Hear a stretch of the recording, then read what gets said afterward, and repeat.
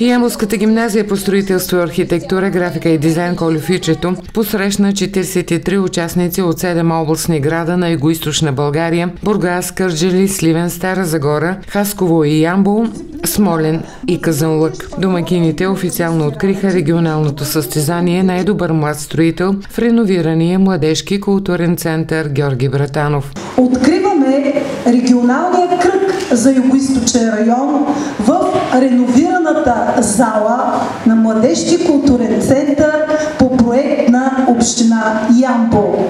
Нашето желание е да се чувствате добре в нашия красив град, освен да се състезавате, освен да показвате своите личностни качества и това, което сте придобили по професиите от направление строителство, трябва да запазите едни красиви спомени, едни вълнения, които, когато ни връщат назад във времето, да искат отново и отново да бъдем заедно. Заместник-кметът Енчо Кирязов приветства участниците в предстоящата изключително авторитетна и традиционно много безкомпромисна надпревара. За нас наистина е удоволствие и чест, че Ямбол е домакин за пореден път на това регионално състезание и то добива все по-голяма и по-голяма популярност. Радваме се, че в нашия град има толкова много млади и знаещи хора в момента.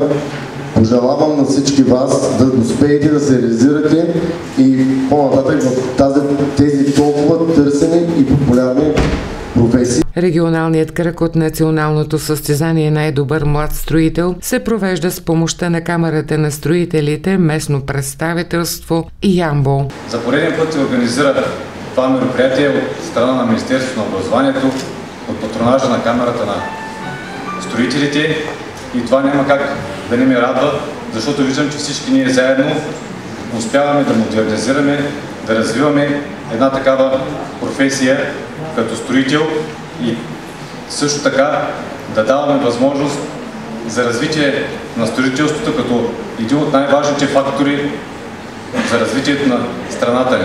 Ученици от 9 професионални гимназии ще мерят сили в овладените компетенции в областта на съвременното строителство. Жури с квалифициран състав ще преценява степента на теоретичните знания и практическите умения, демонстрирани по време на двудневното състезание. Град Ямбол и едно от училищата на територията на регионално управление на образованието беше избрано за домакин на регионалния кръг на състезанието „Млад строител“. Това е за мен едно голямо признание за ръководството на това училище, за неговия учителски колектив и за неговите възпитаници. Харизматичната певица Ирена Ангелова поздрави гостите.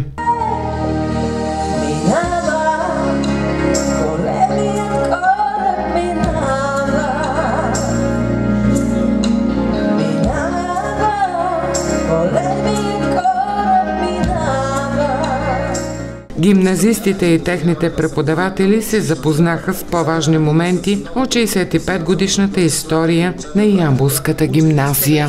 Единия етаж на училището, първия етаж на общежитието и оградата на училищния двор. През 1962 година сградата е почти готова. В следващата година е взето решение да се построи и третия етаж.